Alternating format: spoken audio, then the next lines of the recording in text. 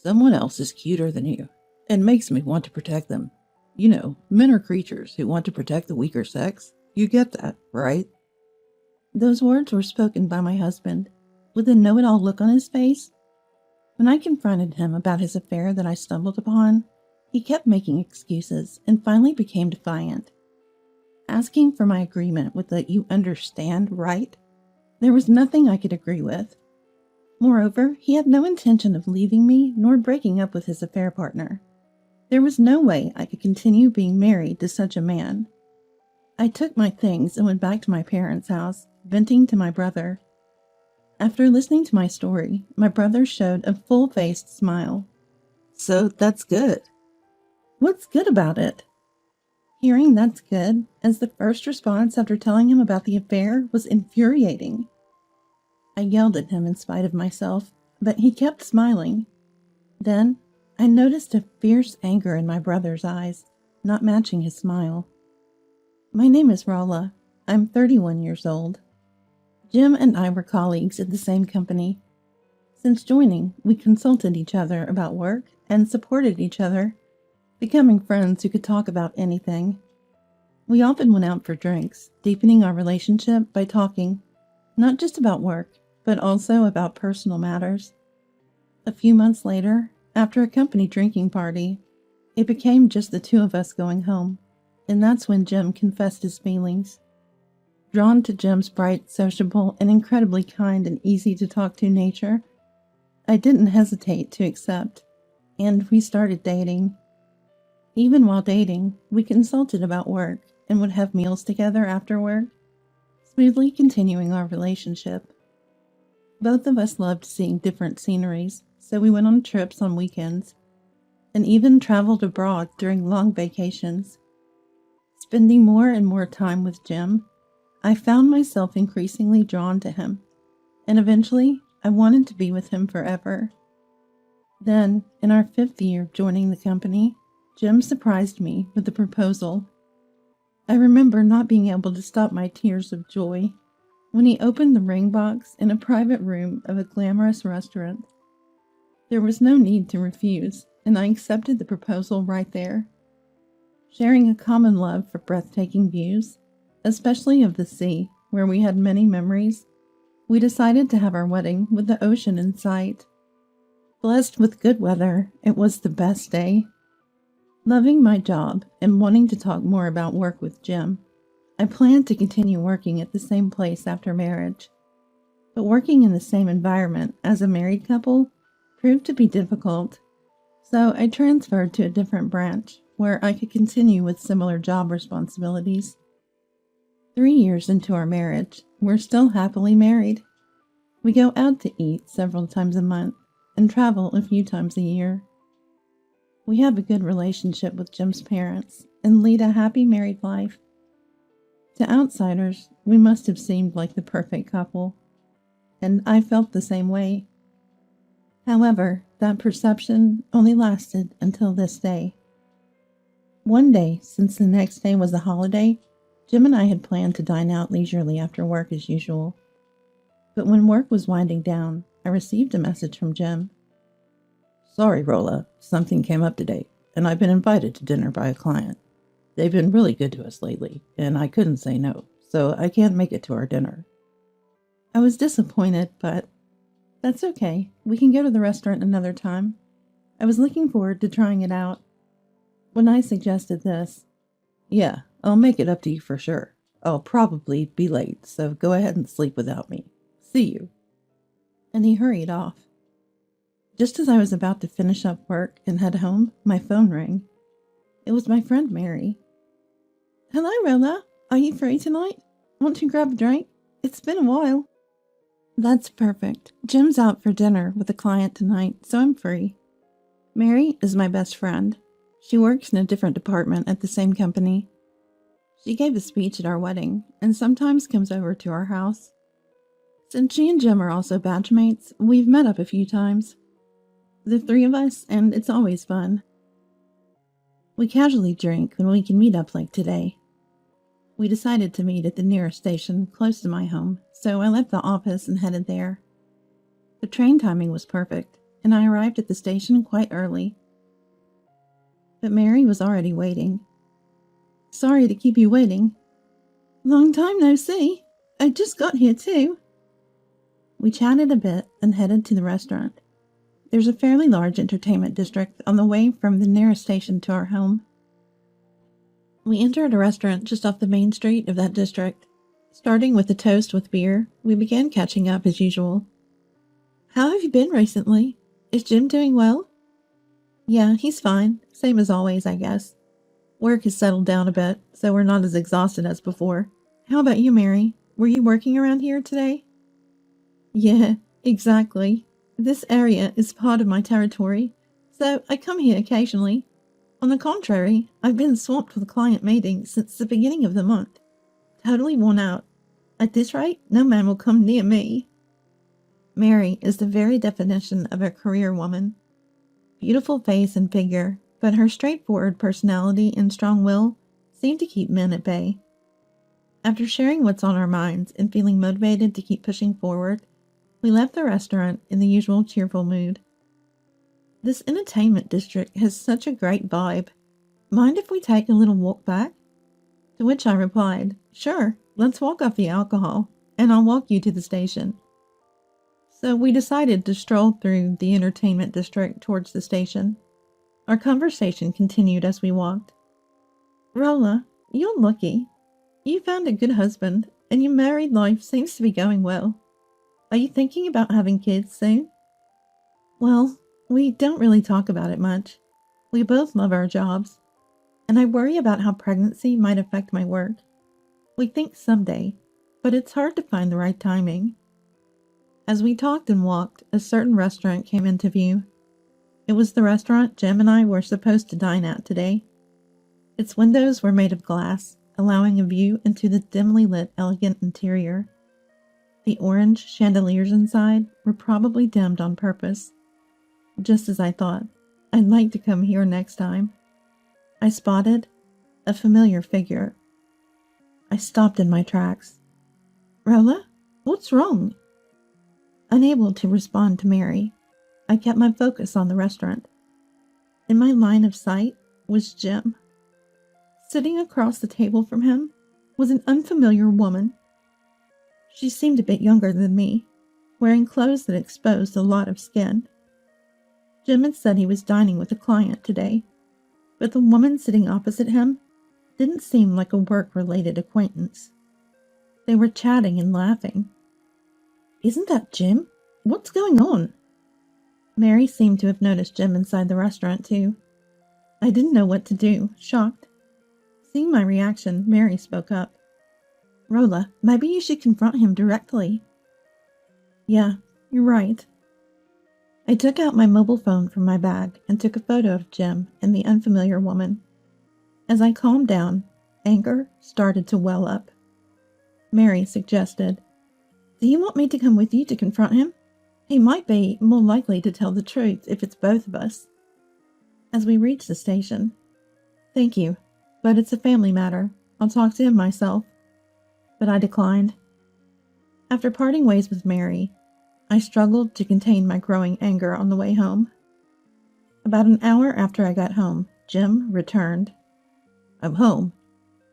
Welcome back. How was your dinner with the client? It was tough. They wanted to go to a second place because they drink a lot, but I guess I made a good impression. Right after Jim finished speaking, I showed him the photo on my mobile phone. Is this the person from the client side? Quite young, isn't she? Her outfit doesn't seem suitable for work.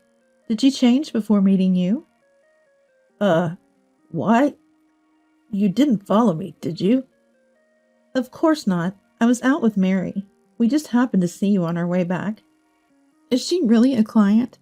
Which company does she work for? Having dinner in such a fancy restaurant? Well, What, can't answer? She's not someone you need to hide from me, right? I'm sorry. Sorry? Are you cheating? Is this woman your affair partner? Answer me. Yes. I broke down crying. Why? Why is this happening? I thought we were doing well. It's your fault. You're always busy with work and take care of home, but I wanted you to pay more attention to me. You are strong and independent. But that girl is cute and makes me want to protect her. I eventually found it more enjoyable to be with her than with you." Hearing those words, I was devastated. Did Jim no longer have feelings for me? He's clearly fallen for his affair partner. I would have preferred it if he had just said it was just for one night, or only about physical attraction. I couldn't stand it any longer, and packed the essentials before storming out of the house. Dragging my carry-on, I barely caught the last train home to my parents' house. The journey home felt longer than usual. I can't remember what I was thinking. Maybe I was too hurt to think about anything at all. Before I knew it, I was standing in front of my parents' house. I had a key, but since I hadn't called ahead, I rang the doorbell. My brother David opened the door. "David?" "It's been a while. What are you doing here at this hour?" David is all about his work. After graduating, he worked for a major corporation for 3 years before starting his own business. His sales have been steadily increasing, and now he's the president of a company with dozens of employees. He hardly ever comes home, and he even missed my wedding because of an important business deal. I was told by our parents that he got married a year ago, but they didn't have a ceremony, so I only briefly met his wife and didn't have a deep connection with her. This was my first reunion with my brother in years. "What are you doing here, David? How are Mom and Dad?" "What am I doing here, you ask? It's my parents' house, too. So I thought I'd come back and do some filial piety for Dad and Mom. By the way, they're currently on a trip to Hawaii, using the travel vouchers I gave them. Didn't expect to be house-sitting." His cheerful nature hasn't changed. A bit too carefree, perhaps, but he's the type to make bold moves. I bet his employees find it a great place to work. "So, Rolla, what brings you here at this time?" I was so surprised to see my brother that I had forgotten why I'd come back home. "Sorry, I had some trouble at home and needed somewhere to stay for a while." "Of course, it's not my house, but it's fine. Your room is still available. Come on in. Once you've settled down, I'll make some coffee. I'm here to listen." I felt comforted by my brother's warmth. I decided to take a shower first, leaving my luggage in my room. I felt a bit refreshed, but couldn't calm down. Anger was bubbling up inside me. When I entered the living room, my brother was watching TV. "Feeling refreshed? I'll make some coffee then." He turned off the TV, and, as he said, I sat down and began to sip coffee while recounting today's events. How we had been getting along as a couple, how we had made plans to go out for dinner as usual, how he canceled our plans, saying he had dinner with a client, the drinking session I had with Mary, and while showing the photos on my mobile phone to my brother, I said, "On the way back from drinking, I saw Jim and this woman at the restaurant we were supposed to go to. When I confronted Jim, after he came home, he admitted to the affair, saying he found this girl cuter and felt more protective over her." I told him through tears. My brother listened to the entire story while staring at my mobile phone. After I finished, he looked up and said something I never expected. I thought he would comfort me, tell me to leave such a man, be on my side. However, with a beaming smile, he said, "Rolla, that's great." I involuntarily slammed the table and stood up. "What's great about it?" Saying that, I returned to my room. Why would he say that? Why did he think it was great? Just thinking about it made me angrier. I shouldn't have told him. Regretting having shared with my brother, I laid down on the bed. I didn't want to go back to a home where Jim was, so I stayed at my parents' house. Since that day, my brother and I didn't engage in unnecessary conversations. Commuting to work from my parents' house during weekdays was tough, as it took twice as long. I spent the days pondering the difficulty of getting a divorce and claiming compensation. A week later, on the weekend, I decided to relax in my room and play mobile games for the first time in a while.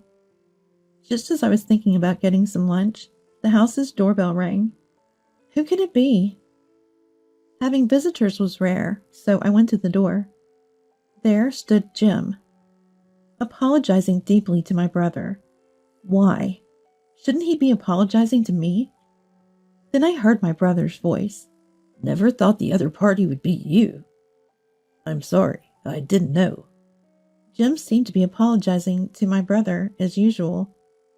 Betty is cuter and more worth protecting than Rolla, huh? Betty?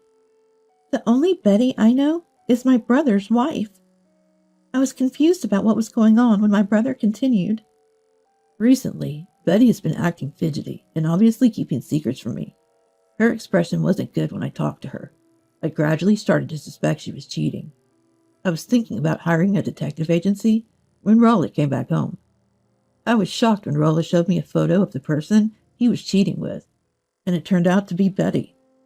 I was sad that it was indeed an affair, but at the same time, I was surprised that the other party was a family member. You never know what might happen.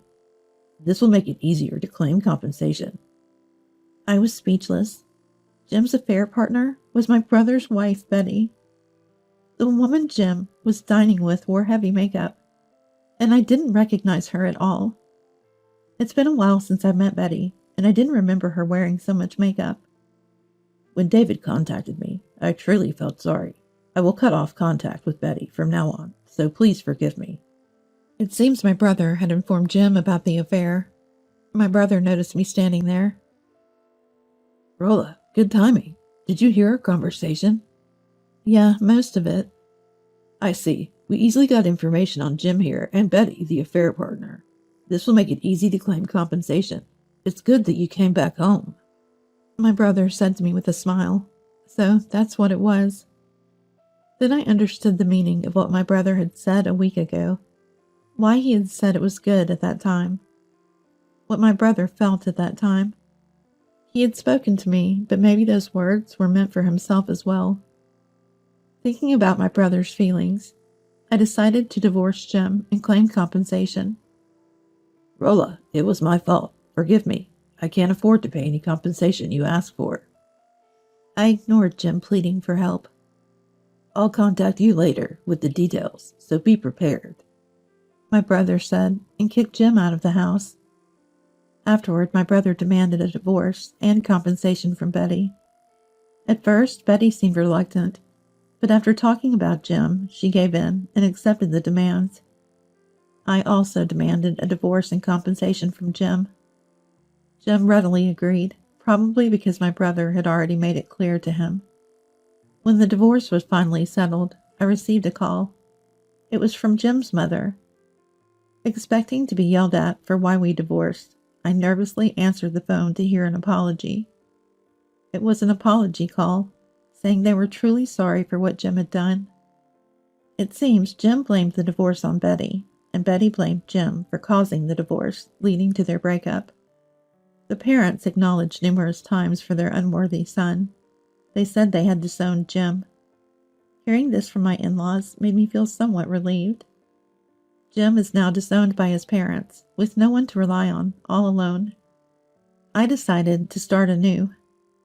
Then one day, Jim came to my parents' house asking for a reduction in the compensation. Please, can you reduce the compensation? I quit my job and have no income coming in. That's none of my business. Do you understand how I felt being cheated on? There's no way I'll reduce the compensation until my feelings are healed.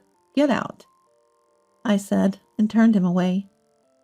But the next week, and the week after that, he kept coming to my parents' house asking for a reduction in the compensation.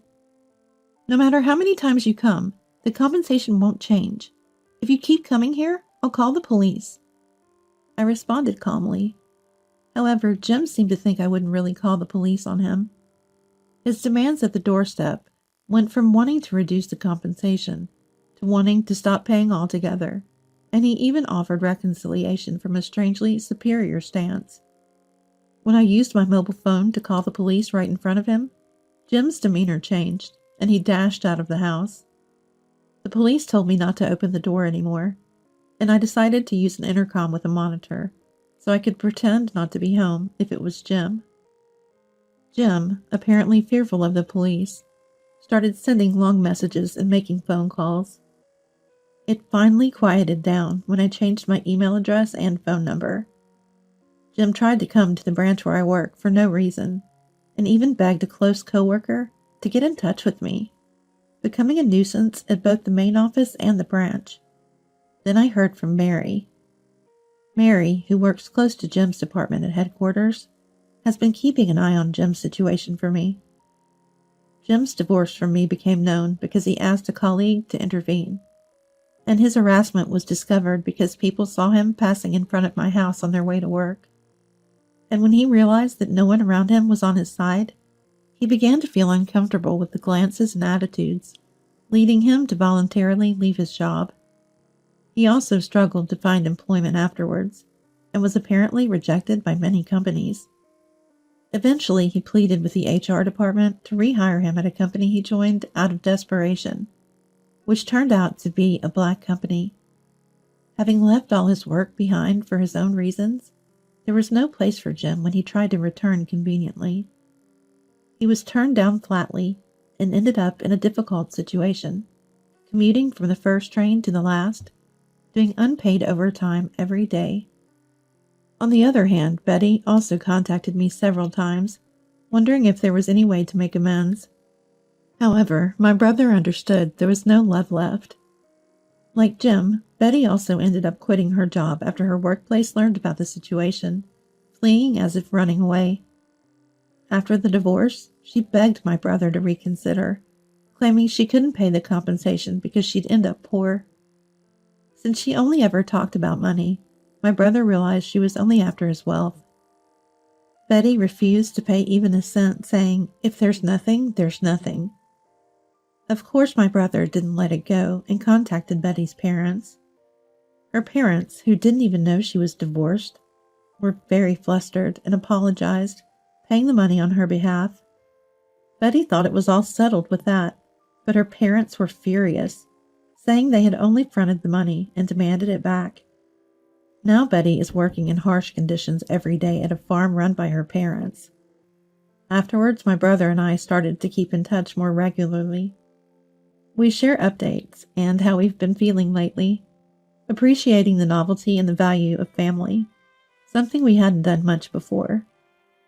My brother is still busy with work, but seems to be enjoying his days. It wasn't easy for me to recover right away. The shock of the affair and the change in my living situation due to the end of my marriage was stressful. However, with lots of encouraging words from family, bosses, coworkers, and friends, I now see it as a valuable experience and have a positive outlook. Currently, I'm enjoying single life without considering marriage.